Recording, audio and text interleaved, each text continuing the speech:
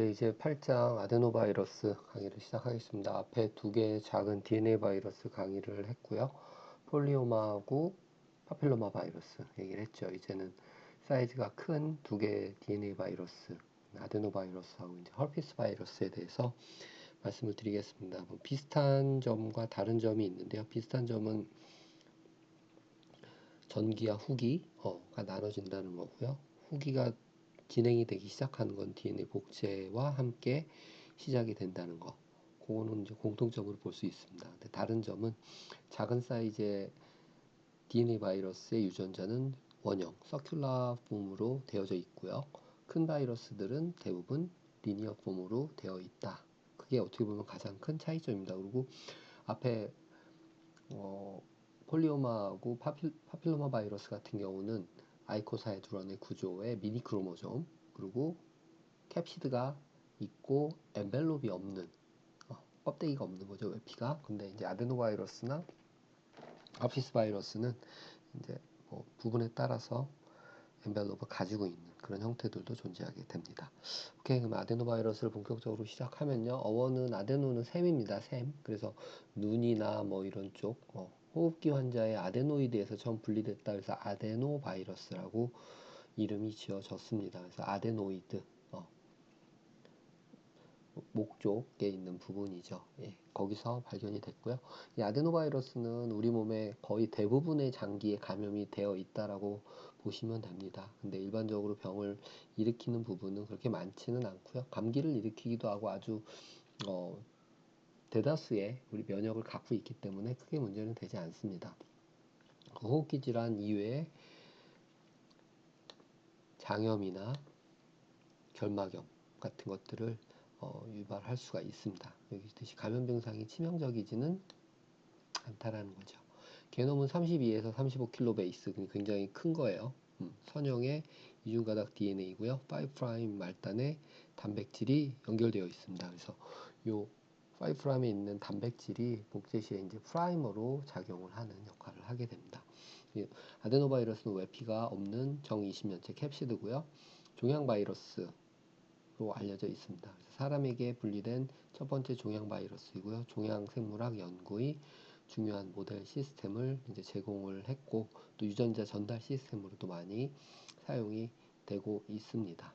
사람에게는 종양을 유발하지 않으나 뭐 햄스터 종양 유발한다. 폴리오마하고 굉장히 유사하죠. 리니어스 더블 스트랜드 35kb 베이스의 DNA고요. 프로테인 링크드 프라이머로 사용된다고 그랬습니다. 엔벨롭이 없고 아이코사 헤드론 정 20년체의 누클레어 캡시드 구조고요. 바이럴 DNA 폴리머레이즈를 스스로 갖고 있습니다. 사이즈가 큰 바이러스들은 스스로 자기 것을 많이 이용을 한다라는 겁니다. 생활사는 얼리, 레이트, 스위치가 일어나는 그런 형태를 갖고 있고요. 셀 사이클 자체가 이제 디레귤레이션이라고 표현했는데 이건 뒤에 설명을 드리겠습니다. 튜머를 유발하는데 이제 주로 설치류, 햄스터에서 유발을 하게 되고요. 레스피라토리 인펙션, 호흡기 감염이 되는 그런 형태의 바이러스입니다. 그리고 암을 일으킨다고 그랬었죠. 예, 숙주에 반응해서 E1A, E1B가 나옵니다. E1A는 RB랑 인터랙션을 하고요. E1B는 P53과 인터랙션을 하게 됩니다. 한 100여 종의 아데노바이러스가 보고가 됐고요. 사람에 감염되는 아데노바이러스는 약 51개, 혈청형이죠. 시로타입이 있다라고 되어 있습니다.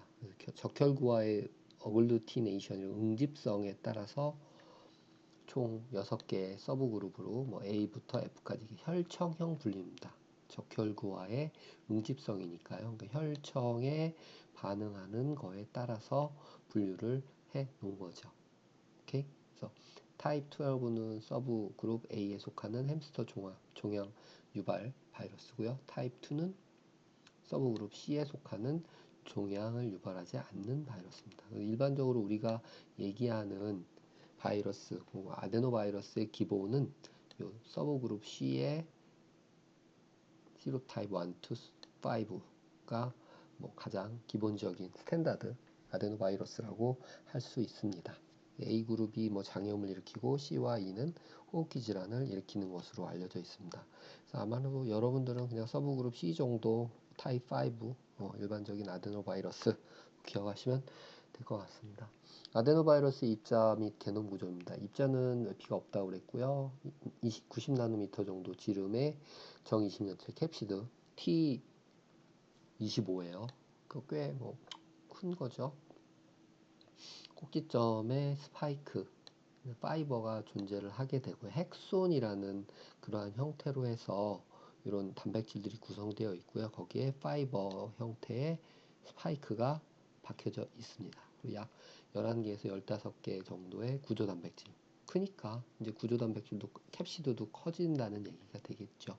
그래서 빌딩 블럭의 역할을 하는 거는 헥손과 펜톤이라는 아이입니다. 뭐 헥손 하면 헥소 6개, 펜톤, 펜타 5개, 뭐 육각형, 오각형 형태의 프로테인이고요.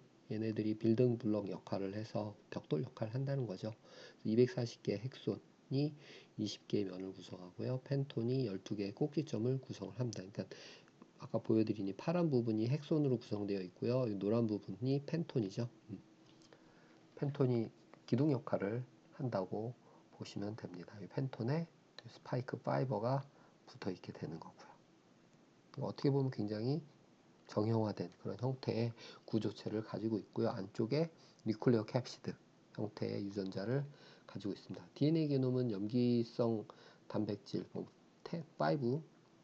그리고 7, 뮤 분자가 결합한다는데 뭐 이런 거 떠나서 뭐 다양한 이 유전자를 잡아주는 단백질입니다. 게놈의 구조입니다. 약 35kilo 베이스라고 그랬고요. 35,000 베이스 페어예요. 꽤 큰 거죠. 선형의 이중가작 DNA입니다. 그리고 끝쪽에 양쪽 끝에 100에서 180 베이스 페어의 ITR, Inverted Terminal Repeat이라는 염기 소열이 존재합니다. 복제의 중간 형태인 이제 판핸들 구조를 형성하는 데 관여를 한다고 되어 있는데 여하튼 유전자 끝에 반복 소열을 갖고 있다. 100개에서 180개 정도 그거를 Internal Terminal Repeat이라고 얘기하고요. A, B, C, C 프라임, B 프라임, A 프라임, A 프라임, B 프라임, C 프라임, C 프라임, B 프라임, B, C, B, A죠. 결국에는 이쪽과 이쪽이 이제 상보적으로 바라보게 되고요. 그거를 통해서 판핸들 원형을 만들게 됩니다. 그래서 복제할 때는 서큘러 폼을 형성한다. 요 인버티드 터미널 리핏을 이용해서요. 그리고 끝에 쪽에 이제 TP라고 하는 터미널 프로테인이 공유결합으로 분포해 있고요. 이게 이제 프로테인 프라이머로 작용을 해서 복제 시에 사용하게 됩니다. 게놈 복제 때. 단백질은 어떤 것들을 만드느냐, 어떻게 코딩이 되느냐, 뭐 양쪽 바닥의 유전자가 다 사용이 되고요. 어떤 것이 사용되느냐에 따라서 다른 단백질을 만든다는 얘기죠. 그러니까 mRNA, 전사체를 만들게 되는 겁니다. 그래서 전기 유전자, 후기 유전자, 공이 DNA 바이러스니까 나눠지게 되고요. 전기 유전자는 여기 보면 E1에서 E4, E가 어울리겠죠. 그래서 E1A, E1B, E3, E4 해서 4개의 프로모터를 통해서 전사를 하게 되고요. 후기 유전자는 L1부터 L5까지 한 개의 프로모터, 메이저 프로모터라고 MLP라고 해서 메이저 레이트 프로모터, 그래서 후기 전사체 프로모터다 해서 요 메인 프로모터가 존재를 하고 요 하나에서부터 L1, L2, L3, L4, L5가 만들어지게 됩니다. 그리고 하나의 유전자에서 서로 다른 단백질이 만들어질 수 있다라는 것은 mRNA를 만들 때 각각 그 유전자를 만드는 그 단백질을 만드는 코딩 부위가 잘려서 만들어진다는 거죠. 그거를 얼터너티브 스플라이싱이라고 얘기했습니다. 예. 얼터너티브 스플라이싱과 다양한 폴리아데닐레이션 스탑 코드를 만들어 줌으로써 서로 다른 단백질을 생산하는 mRNA가 생성이 된다는 거죠. 뭘 통해서? 얼터너티브 스플라이싱하고 폴리 아데닐레이션 사이트를 통해서. 오케이? 특징, 전기 두 가닥을 모두 전사체를 이용을 하고요. 그러니까 위쪽에서 만들어지는 애 두 개, 밑에서 만들어지는 애 하나. 후기는 한 가닥만을 주용을 사용해서 전사체를 만들게 됩니다. 전사체가 게놈의 여러 부위에 퍼져 있어서 거의 모든 유전자가 염기 서열을 전사를 해서 사용을 하는 그런 형태로 단백질 코딩을 하게 됩니다. 전기 유전자 빨간색으로 표현한 부분이고요. 그러면 감염주기 생활사는 어떻게 되느냐? 개념 복제 및 캡시드 조립은 모두 어디서 일어난다고 되어 있어요? DNA 바이러스. 앞에 폴리오마하고 파필로마도 다 핵에서 일어났죠. 수용체의 결합을 아까 스파이크 파이버 부분이 결합을 하면은 엔도사이토시스에 의해서 진입을 하게 되고요.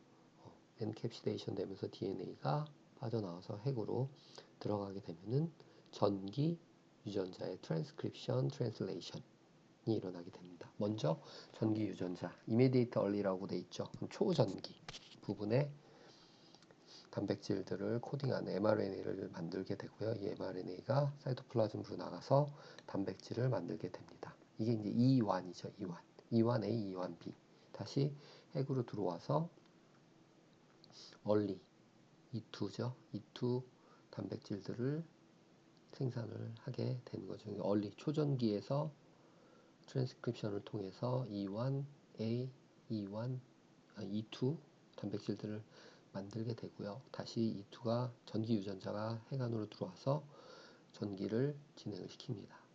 그 다음에 전기 단백질들이 충분히 축적이 되면은 E1, AB, E2, E4, E3 이런 단백질들이 충분히 축적이 되면은 DNA 복제를 시작하게 되는데 리플리케이션 되기 시작할 때부터 후기가 시작이 됩니다. DNA 복제를 하고 전사, 캡시드 프로테인을 만들게 되는 거죠. 캡시드는 아까 헥손하고 펜톤이겠죠. 만들어져서 핵으로 들어오면 다시 패키징해서 바이러스가 릴리즈를 떠나게 되는 겁니다. 구분지어서 간단하게 생각하시면요.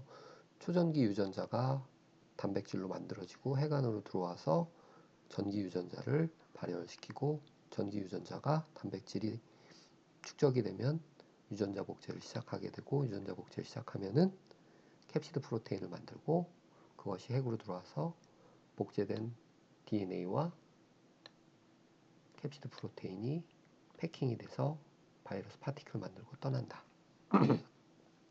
앞에 나왔던 바이러스들과 굉장히 유사한 그런 형태죠.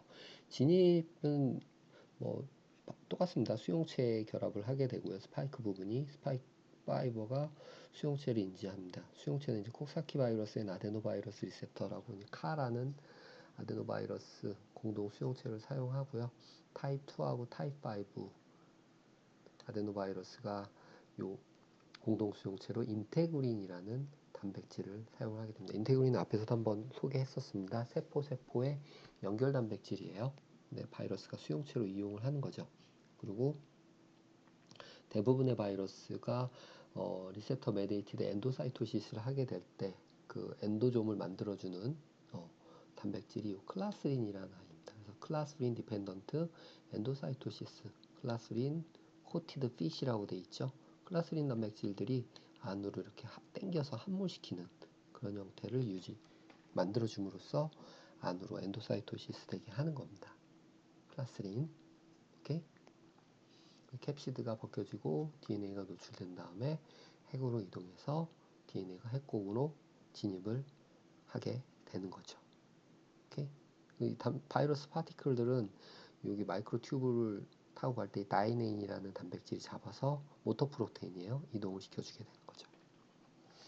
전기가 시작이 됩니다. 복제 개시 전이라고 되어 있죠. 그래서 전기 유전자 발현 두 단계로 나눠지는데 이제 아까 그림에서 보셨듯이 E1A가 제일 먼저 시작이 되고요. 그 단계를 이제 초전기라고 얘기를 합니다. 초전기 전사, Immediated Early I라고 표현하고요. 숙주의 RNA 폴리머레이즈 2에 의해서 DNA에서 RNA를 만들고 전사하고 그 전사된 mRNA가 사이토플라즘으로 나가서 E1A 단백질을 생산을 하게 되죠. DNA 게놈의 5' 말단에 위치한 E1 유전자 전사를 하게 됩니다. 얼터너티브 스플라이싱에 의해서 두 종류의 mRNA를 생산을 하게 되죠. 13S하고 12S mRNA를 각각 만들게 되고요. 얘네들이 단백질로 번역이 돼서 다시 해간으로 들어오게 된다. 전기 전사라고 돼 있죠.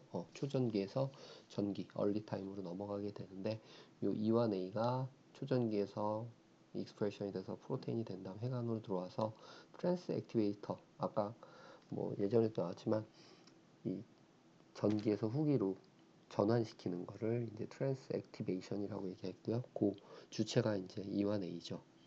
E1A가 작용해서 트랜스 액티베이터로 작용을 하고 이제 전기를 시작을 하는 거죠. 그래서 E2의 발현을 촉진해서 E3, E4까지 전사를 개시시켜서 단백질을 트랜슬레이션, 해독을 통해서 만들어내게 됩니다. 모든 전기 해서 초기 유전자 산물 E1부터 E4까지 모두 만들어지게 되면은 다 핵으로 이동하게 되고요. 축적이 되게 됩니다. E1A, E1B. 앞에서 한번 소개했겠지만 E1A는 RB랑 바인딩 한다는 게 제일 중요한 거고요. E1B는 여기 있듯이 55kD하고 19kD 두 가지가 있는데요. 55가 P53하고 바인딩 한다. 이게 어떻게 보면 가장 중요한 키일 수 있습니다. 그리고 대부분 전기 유전자 E1, E, E1, 3, E1, 4 이런 단백질들은 바이러스 자체의 폴리머레이즈나 아니면은 복제와 관련되어 있는 단백질들이라고 보시면 됩니다. 효소들. E1A 작용인데요. 아까 앞에 나왔지만 초전기에서 제일 먼저 만들어지는 트랜스크립션, 전사돼서 만들어지는 단백질이고요. 전기 전사의 강력한 활성자입니다. 그래서 직접 DNA 결합하진 않지만 코액티베이터로 P300 CBP라는 단백질에 작동을 해서 전사를 유도를 하게 됩니다. E1A의 단백질 특성 쭉 여러 가지가 있는데요.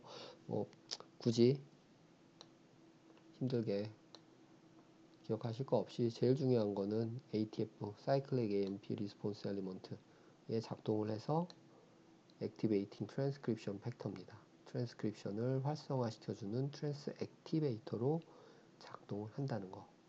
그리고 CR1, CR2 도메인이 뭐와? RB와 결합한다는 게. 이게 트랜스 액티베이터 RB와 결합하는 프로테인이다. 이게 요 E1A의 주 기능이라고 기억을 하시면 될 것 같아요. 여기. 트랜스 액티베이터로 작동을 할 수가 있습니다. E1A는 아까 13S, 12S 두 개의 폼이 있다고 얘기했으니까 이것도 뭐에 의해서 결정이 되겠어요? 뭐에 의해서? 얼터너티브 스플라이싱에 의해서. 종양 인자라고 표현했는데요. 아데노바이러스가 감염하는 세포는 최종 분화된 세포로 DNA 합성이 일어나지 않는다. 감염된 세포가 S주기로 진입하는 것을 촉진하는 기작이 필요한데요. 이제 비허용 세포를 형질 전환하여 종양을 유발하게 됩니다. 이게 비허용 세포가 바로 설치류, 햄스터 같은 쥐의 세포에 감염이 되면은 세포를 죽이지 않기 때문에 비허용 세포주죠. 세포를 죽이지 않기 때문에 형질 전환을 유발해서 암을 유발하게 됩니다. 사람 세포 같은 경우는 라이시스 시키죠. 퍼미시브 셀, 수용주, 허용주. non-permissive 셀이고요. 반대는 허용세포죠. 허용세포. 허용세포는 라이시스. 사멸을 시키는 거죠. 기작, RB 단백질과 결합해서 E2F의 전산자를 활성시킨다. 이거는 앞에서도 여러 번 나왔던 거니까요. 전환, 트랜스 액티베이션이 되는 거는 초전기에서 전기로 전환되는 거는 전기 프로모터의 트랜스 액티베이터인 E1에 의해서 작동이 되는 거고요. 전기에서 후기로 전환되는 거, E2의 작용이라고 생각을 하는데요. 아데노바이러스의 복제에 작용하는 세 개의 단백질 발현이 마무리가 되면 후기로 전환이 됩니다. 이게 이제 E2가 그런 역할을 한다는 거죠. 그래서 E2, E3, E4가 축적이 되면은 DNA 복제죠. DNA 복제가 시작이 되는 후기가 전환이 되는 거죠. 아데노바이러스 폴리머레이즈, DNA 폴리머레이즈를 얘기할 겁니다. 이 폴리머레이즈는 그리고 프리-ATP, 터미널 프로테인, 그리고 DBP라는 단백질, 이 세 개가 DNA 바인딩 프로테인이에요. 세 개가 만들어지면은 후기로 전환이 되는 거죠. 후기, 개놈 복제. 본격적으로 DNA 폴리머레이즈에 의해서 바이러스의 유전자가 복제가 되고요. 복제에 관여한 아데노바이러스 단백질, E2 유전자 산물인 3개의 단백질이 관여한다. 아데노바이러스 폴리머레이즈, 프리-TP, 그리고 DNA 바인딩 프로테인이 만들어지게 되고요. 숙주 전사인자, OCT1, NF1 이런 것들이 이제 오리진에 결합해서 게시를 하게 되고요. 복제 반응은 아까 말씀드린 TP라고 하는 프로테인 프라이밍이 있어서 그게 이제 프라이머처럼 게시 작동을 해주는 역할을 하게 되고요. 스트랜드 디스플레이스라고 얘기하는데 요 양 말단에 ITR 염기서열로 판핸들 원형을 만든다고 얘기했습니다. 그 원형 형태에서 복제를 시작하게 되고요. 싱크로너스 리플리케이션이라서 두 가닥의 복제가 순차적으로 일어나게 됩니다. 어싱크로너스, 하나 복제, 다른 거 복제, 순차적으로 복제가 일어난다. 복제 후 조립 과정에서 80kD의 프리-TP가 55kD로 절단이 된다.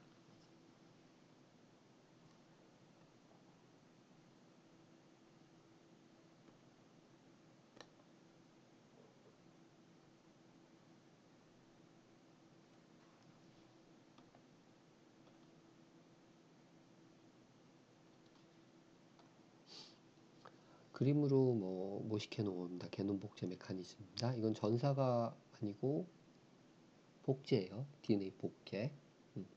아까 E2에 의해서 E3, E4도 포함되지만 E2에 의해서 만들어진 폴리머레이즈하고 TPP, 그리고 DNA 바인딩 프로테인 이런 것들이 존재를 하게 되고요. 결합을 통해서 여기 있듯이 숙주의 전사인자와 결합을 하게 되면은 요 더블 스트랜드 DNA를 오픈을 하게 되죠. 헬리케이지가 있겠죠. 헬리케이지에 의해서 TP 쪽에 전사인자 폴리머레이즈와 함께 결합을 하게 되고요. 먼저 하나를 밑에 쪽을 주형으로 해서 한 가닥을 복제를 하게 됩니다. 그리고 반대쪽에는 DNA 바인딩 프로테인 분홍색으로 되어 있는 거를 쭉 붙여주면서 복제를 블록하는 거죠. 그래서 한 가닥을 먼저 복제를 마친 다음에 나머지 블록되어 있는 요 DNA 가닥에 DBP, DNA 바인딩 프로테인을 떨어뜨리면서 나머지 한 가닥을 복제를 하게 되는 거죠. 결국에 하나, 둘 따로 순차적으로 DNA 복제가 마무리가 되게 되고요. 이렇게 해서 복제가 끝나고 나면은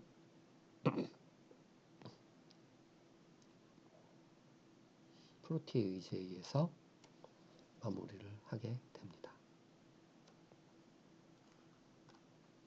후기 RNA 전사예요. 그러면 RNA의 전사는 어떻게 일어나느냐? 전사는 RNA, DNA에서부터 RNA 만드는 거예요. 캡시드를 구성하는 단백질들이 대부분이 후기 유전자에 포함되어 있고요. 후기 유전자는 한 가닥만 사용한다고 얘기했었죠. 그리고 MLP라는 메이저 레이트 프로모터를 기준으로 해서 프로모터로 전사가 시작이 됩니다. 그리고 5' 말단에 트리 파티 리더라고 하는 부분이 존재를 하고요. 메이저 레이트 프로모터가 있고요. 요 세 개의 세 파트 부분이 이제 존재를 하게 되어 있고요. 요 다음부터 프로모터 부분을 시작으로 다양한 얼터너티브 스플라이싱과 폴리 아데닐레이션이죠. AA 붙여주는 거예요. 해서 서로 다른 단백질들을 만들어내게 됩니다. mRNA 만든 다음에요. mRNA 먼저 전사하는 거죠. 그리고 단백질을 만들어내게 됩니다. 그래서 총 L1부터 L5까지 5개의 서로 다른 캡시드 프로테인을 만들어내게 되는 거죠. 그래서 1번 뭐 L1, L2, L3 해서 L3 만들어내고 이런 식으로 서로 다른 얼터너티브 스플라이싱을 통해서 단백질을 만들게 됩니다. 그럼 최종적으로 만들어진 단백질들은 다 핵으로 들어가게 되고요. 조립한 다음에 세포, 수용주는 라이시스하고 죽여서 용해 한 다음에 방출하게 되고, 비허용주 non-permissive cell에서는 세포의 형태 변화를 일으키겠죠. 그런 다음에 방출을 하게 됩니다. 여기 뜻이 E3 얼리진이었었죠. 뭐 11.6kDa 정도의 단백질인데요. 아데노바이러스 데스 프로테인이라고 얘기합니다. 전기 유전자 산물이지만 후기에도 계속 발현을 하고요. 막 단백질, 핵막, 소포체, 골지체 막에 발현이 됩니다. 세포 용해 기작은 아직 밝혀지지 않다고 그러는데 E3가 세포 용해에 참여를 한다. 숙제에 대한 영향인데요. 뭐 아데노바이러스의 숙제에 대한 영향 한 가지만 기억해 주세요. 선천 면역 억제입니다. 이뮨 이베이션. 그래서 이번에 코로나 바이러스도 얘기가 나왔었는데, 아데노바이러스의 백본을 사용해서 그 코로나 바이러스의 일부 단백질을 발현을 시켜서 백신으로 항체를 생성하게끔 그렇게 만드는 시스템을 러시아에서 만들었는데요. 문제는 이제 아데노바이러스 자체가 면역에 노출이 되기 때문에, 한번 면역에 노출이 되면 다음번에는 면역작용 때문에 그 아데노바이러스가 작동을 하지 않습니다. 여하튼 숙제 방향, 처음에는 이제 선천성 면역을 억제하는 이뮨 이베이전 역할을 하게 되고요. 약 160 뉴클레오타이드의 작은 RNA로 단백질을 암호하지 않지만, 요 I가 뭐 RNA요. RNA가 헤어핀 룹을 형성한 형태고요. VARNA란 바이러스 어소시에이티드 RNA. 혈청형 안의 염기 서열 변이는 높지만 2차 구조로 보존적이고요. RNA 포리머레이즈 3에서 전사되고 세포당 한 108개 분자 정도가 풍부하게 분포를 하면서 얘가 면역세포를 교란시키는 거죠. 프로테인 카이네이즈 R에 결합해서 프로테인 카이네이즈 R의 다이머리제이션을 억제하고 인터페론에 의한 활성화를 저해하게 됩니다. 항바이러스 작용 억제하는 거죠. 인터페론이 없으면은 항바이러스 반응이 약화되니까요. 그래서 인터페론의 활성작용을 저해시키는 그런 역할을 하게 됩니다. VARNA. 그 다음에 후천 면역 억제도 하는데요. E3 유전자, 아까 라이시스와 관여하는 그런 프로테인이라고 말씀하셨죠. 숙제 면역 기능을 회피하는데 작용하는 다수의 단백질을 발현시킵니다. 그래서 뭐 GP19K라는 단백질을 만들어서 사이토톡식 CTL이죠. 사이토톡식 T 림포사이트에 의한 세포 사멸을 막아주게 되죠. 그러면은 후천 면역을 세포성 면역 그 중에서도 CT야 회피하게 되는 거죠. mRNA 프로세싱을 저해하게 되는데요. 이 E1B가 55kD짜리가 아까 뭐 P53하고 결합을 한다고 했었죠. 그리고 이 E1B 55kD 단백질하고 E4가 복합적으로 이제 작용을 해서 숙주 mRNA의 핵방출을 억제합니다. DNA가 전사 후에 사이토플라즘으로 나가지 못하면 단백질이 안 만들어지는 거죠. 후기 전사체는 핵방출을 촉진하는 거죠. 바이러스 거는 많이 만들어질 수 있게 계속 세포젤로 내보내는 겁니다. 결국에 세포질의 숙주의 mRNA는 감소하고 바이러스의 mRNA는 나눠져서 단백질을 많이 생산하게끔 유도를 하는 거죠. 오케이? 타겟은 E1B55, E4 이런 아이들은 P53 아니면은 여기 있는 mRN 이런 애들이 타겟이 된다는 거죠. 형질 전환이 종양입니다. 뭐 형질 전환은 아무 거에서나 일어나는 게 아니고 허용주에서는 일어나죠. 인간 아데노바이러스이기 때문에 허용주에서는 인간세포 전기 후기 유전자 발현, 게놈 복제, 세포를 사멸하기 때문에 형질 전환이 일어나지 않습니다. 하지만 비허용 세포에서 햄스터 생쥐, 설치류예요. 전기 유전자 발현되지만 게놈 복제가 일어나지 않기 때문에 전기 유전자에 의해서 형질 전환이 일어나게 됩니다. 오케이? E1A는 RB, E1B는 PO13과 결합을 해서 지속적인 S 사이클로 넘어가게 되는 거죠. 셀 사이클을. 그래서 에바토시스로 안 가고 계속해서 생존할 수 있게 유조를 함으로써 암세포를 만들어내게끔 되는 그런 작동을 하게 됩니다. E1B의 기능이에요. E1B도 굉장히 중요하다고 얘기했었는데요. 특히 뭐 아까 55kDalton, 19kDalton 두 개 중에 요 55kDalton의 E1B가 중요한 역할을 하게 됩니다. 앞에서도 한번 나왔었는데 일반적으로 그 PO13이나 아니면은 이런 단백질들을 데그라데이션 시킬 때 작동하는 원리가 그 E3 라이게이즈 유비키티네이션 작동이라고 얘기했는데요. 요 E1B 55kDalton 단백질이 컬린 베이스드 유비키틴 E3 라이게이즈로 작동합니다. 그래서 PO13 단백질과 결합한 다음에 PO13의 유비키티네이션을 시켜서 분해를 하게 하는 거죠. 그럼 세포사멸에 필요한 유전자 합성이 억제되는 거죠. 오케이? 여기 뭐 컬린이라는 단백질이 매개돼서 서브스트레이트 단백질에 유비키티네이션을 시키는 거죠. 그러니까 E1이 게시하고 E2가 컨주게이션 시키고 E3가 이제 최종적으로 이 라이게이션을 쑥 붙여주는 건데요. 라이게이션을 시켜주는 건데요. PO13의 유비키티네이션을 시켜주는 거죠. 누구를 매개로? 컬린 메디에이티드. 컬린에 매개된 유비키틴 E3 라이게이즈 역할을 누가 한다? E1B 55 킬로베이스, 킬로달톤 프로테인.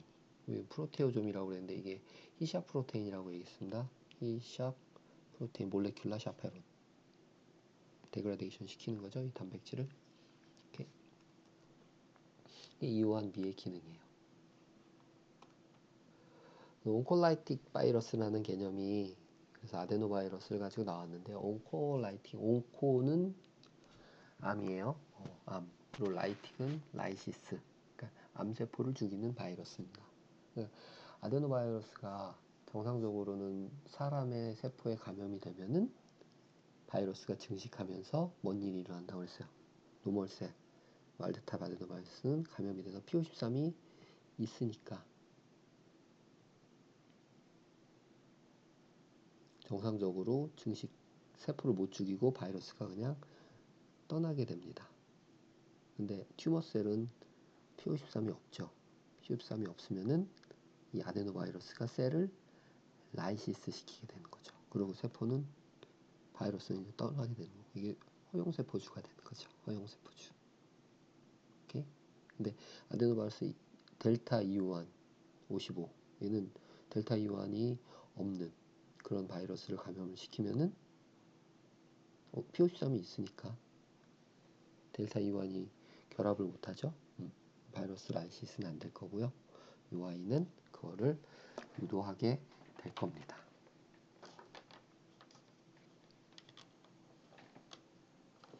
그래서 PO13 결손 세포의 사멸작용이라고 그랬었죠.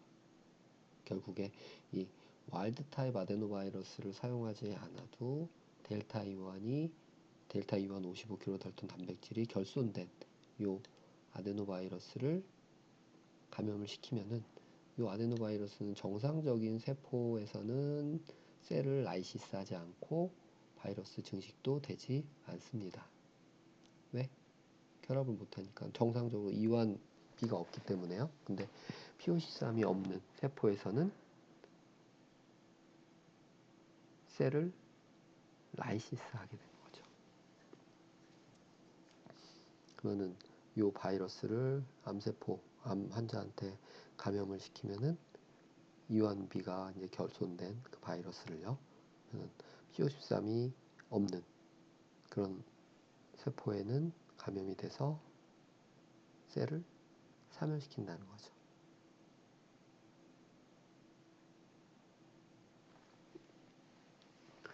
왜? 원래 정상적으로 와일드타입 아데노바이러스는 델타 U1B 55kDalton 프로테인을 가지고 있잖아요. 그렇죠? 네.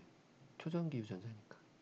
그 아이가 PO13하고 인터랙션을 해서 결합을 해서 P53 데그레데이션을 시키게 되는데, 암세포는 P53이 결손돼 있잖아요. 그럼 여기에 이완 B가 있는 아데노바이러스 와일드 타입을 집어넣으면은 어차피 53이 없으니까 셀을 죽이고 복제를 할 겁니다. 근데 이완비가 없는 아이를 줘도 P53이 없으면은 어차피 억제할 필요가 없으니까 셀 라이스 시키고 복제를 한다는 거죠. 그래서 이 바이러스를 암세포 사멸에 사용을 하는 온콜라이틱 바이러스로 사용을 하게 된다는 말입니다. 오케이. 그래서 아데노바이러스에 대해서 전체적으로 쫙 살펴봤고요. 아데노바이러스의 특징적인 부분은 E1A와 E1B 정도 기억을 하시면 될 것 같습니다. 네, 수고하셨습니다.